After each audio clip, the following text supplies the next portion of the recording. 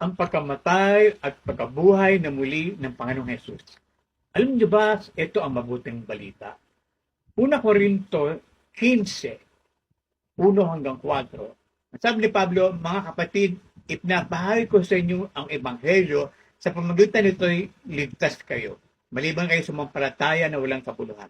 Una sa lahat, si Kristo namatay ayon sa kasulatan, nilibing at nabuhay na muli sa ikatlong araw.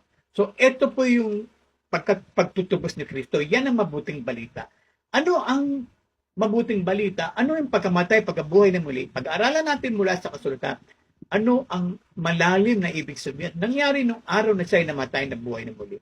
Tatlong bagay na nais kong malaman ninyo. Una, si Kristo namatay para sa lahat ng tao.